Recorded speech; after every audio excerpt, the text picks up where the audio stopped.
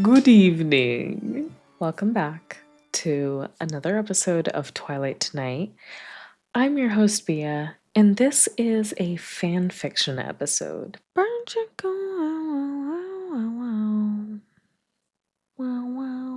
This is the sixth episode of Falling Beyond Redemption by Aaliyah B4U. And as per usual, we're going to get right into it. But just in case you are watching and you don't remember what happened in the last episode, the last chapter we read, Jacob came over to Bella's house and it was sort of a setup from Charlie's end. Jacob brought over this non alcoholic wine. And then once Charlie left, turns out it was alcoholic. And Bella sort of watched him get, and it was a bit uncomfortable because Bella kept wanting him to leave and he just wanted to sort of win her back. So now I believe, well, I don't think we're kicking off right from where we left off. We are actually starting with a Charlie POV. And if you are watching on the video, then I have a little surprise for you because I decided that it would be fun if you could read along with me. So, ta-da!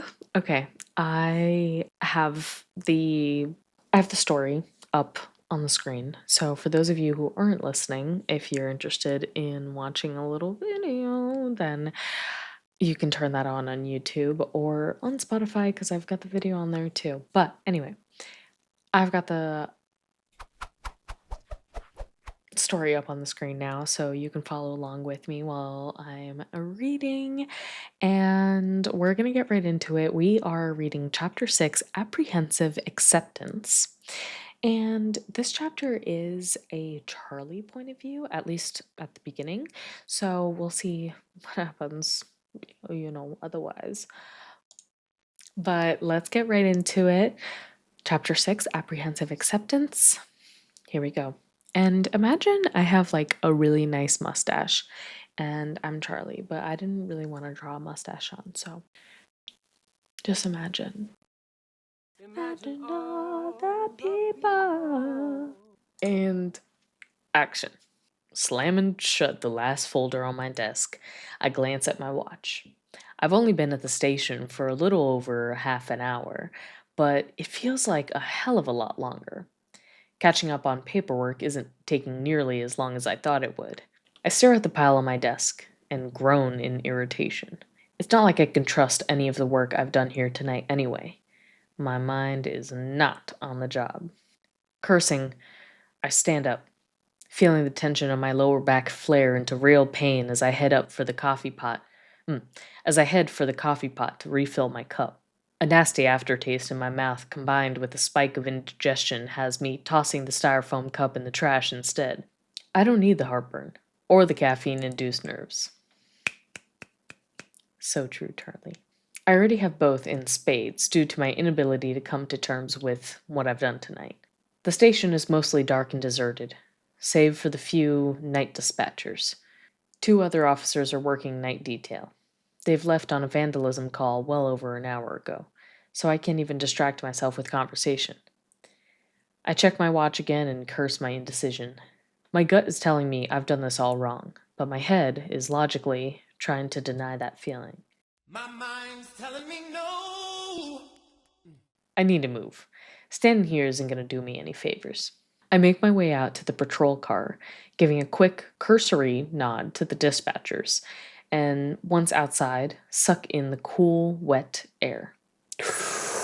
The weather is as indecisive as I am tonight. Only a few minutes ago, it was raining cats and dogs, and now it's just half-heartedly drizzling. The temperature's dropped a bit, and that, combined with the sudden wind that blows rainwater under the collar of my jacket, has me shivering.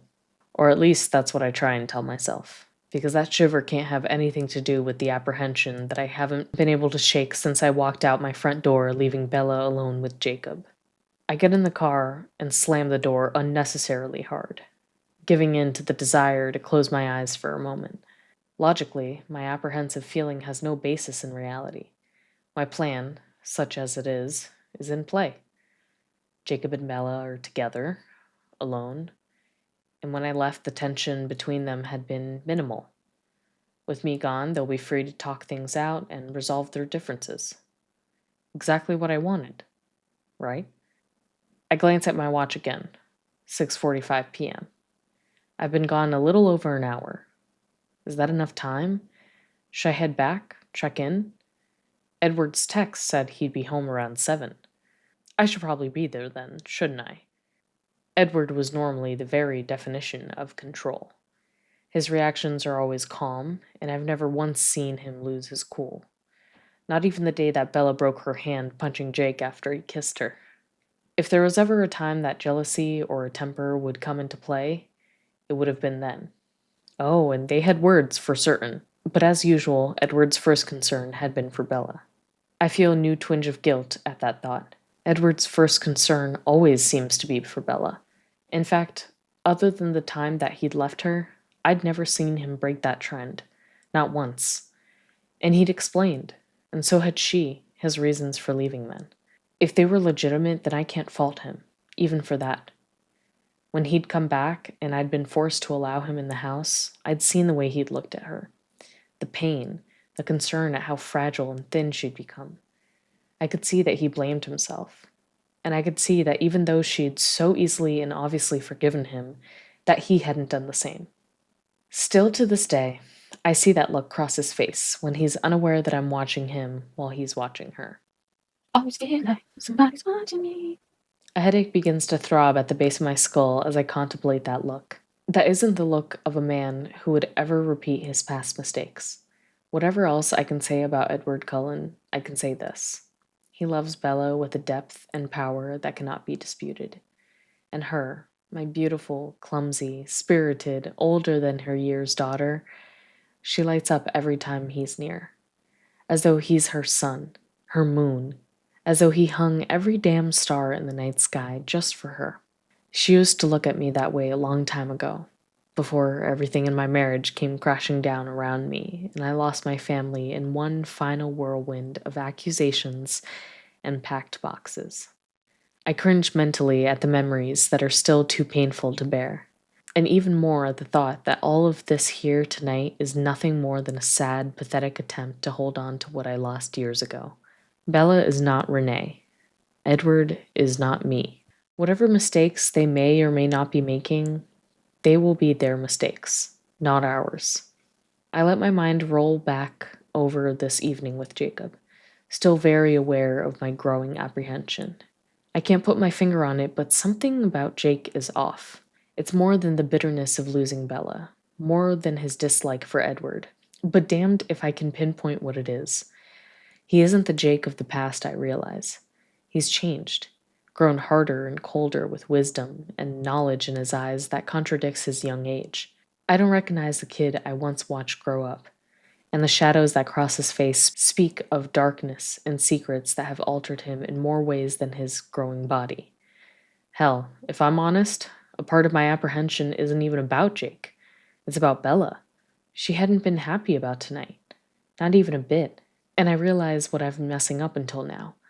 I might still be upset about her letting go of her friendship with Jake. Might still be lamenting about the lost opportunities there. But she wasn't. She made her peace with her goodbye. She's made her choice. Jake was right. This game was called a long time ago, and I'm pretty much the only one who hasn't gotten the message. I start the car and pull out, heading for home. There's no point in hoping anymore or holding on to something that isn't mine to hold on to.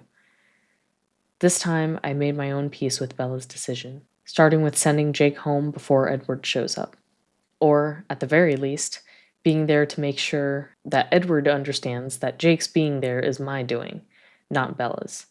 It's high time I quit fighting the inevitable and accept Edward once and for all as the path my daughter has chosen, and as my future son-in-law. Oh, okay. So, very sweet. Charlie is coming to terms with Bella's decision. I think that's nice, and I'm kind of scared. I hope that he makes it home in time. To my knowledge, Jacob was going to change into a werewolf. That's at least what it seemed like was going to happen. So let's see, in Edward's perspective here, we have that's what we have next. So here we go. Cursing. Okay. It's hard to go from like male to male. But okay, just now imagine that instead of my glorious mustache, I am actually glistening and glorious, and I'm really pale. Cursing. I hang my phone up yet again. I've been calling Bella's cell and her home number for the last 20 minutes, but I'm getting nothing. Her cell is off, and all I get is endless ringing on her home line. Even the answering machine is not picking up. Ooh. Jasper leans forward in his seat, with the phone still pressed to his ear. There's an accident about 3 miles up. Alice says that's what's causing the traffic. We need to get off this road. Which exit, Alice? He turns his attention back to the phone while we all wait anxiously for her instructions. I resist the urge to slam my hand against the dashboard in frustration. I've been watching the speedometer drop for the past 5 minutes as traffic begins to lock up. Damn. That's crazy. Even vampires have to deal with traffic. And that's what this story is really about. That's what this story is really about. That's what the story is really about. So, get off up ahead, Emmett. Exit 98. Jasper instructs, his voice annoyingly calm. No, that's gonna delay us another 10 minutes or longer. I'm yelling, even as Emmett attempts to merge into the right lane. This is fun. This is a fun, traffic fanfic. Alice says it's the only way. If we stay on this highway, we're gonna get jammed up for at least 20 minutes. It's honestly, it's really helpful to be able to see into the future, like not only relating to like important things, but also little things like traffic. I think that's really good for her. They're letting traffic through, past the accident scene, but only single lane and it's moving slow, Edward. Emmett, get off the road. Get me to those trees up ahead. I can run back to Forks faster than this. I can hear Alice talking, but she's keeping her voice pitched low so I can't make out all her words. She seems to be arguing against it. I can see Emmett hesitate, looking between the oncoming exit and the grouping of trees I've pointed out. The dark rain clouds will give me enough cover to slip away unseen as long as Emmett gets me close enough. But I can see he's waiting for Alice. Alice! I yell, not bothering to hide my panic. You know I'll be faster. I'll head to Bella's. It'll be the most logical choice for where she is.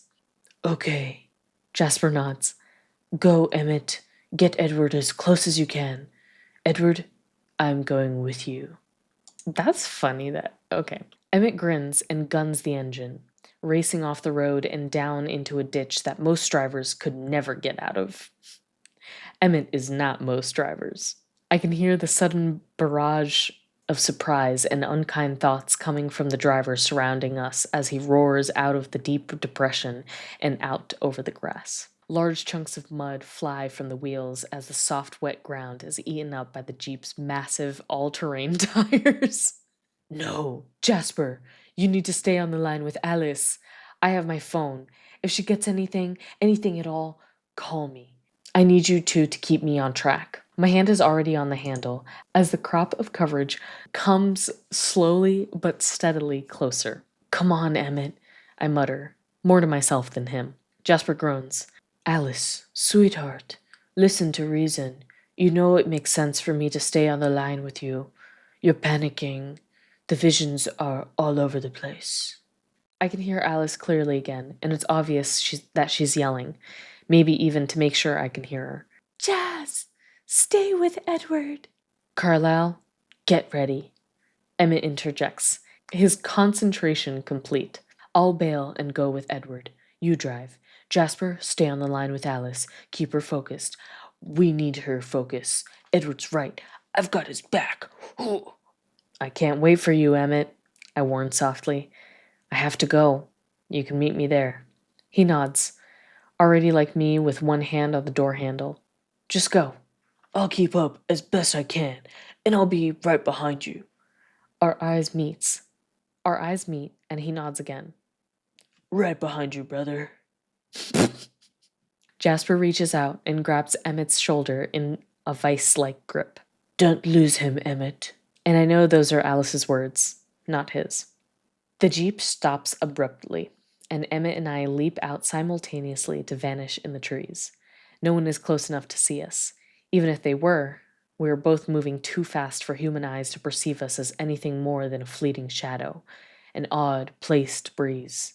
Within seconds, I'm already outpacing Emmett, but knowing he's close behind is my only calming thought. My instincts are telling me that Bella is in trouble, and nothing will keep me from her now.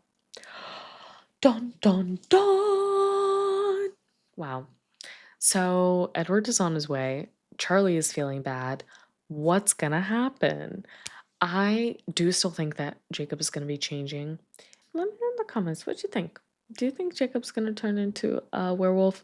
Or do you think that he's just like sad that Bella is gonna have doing it on her honeymoon after she gets married?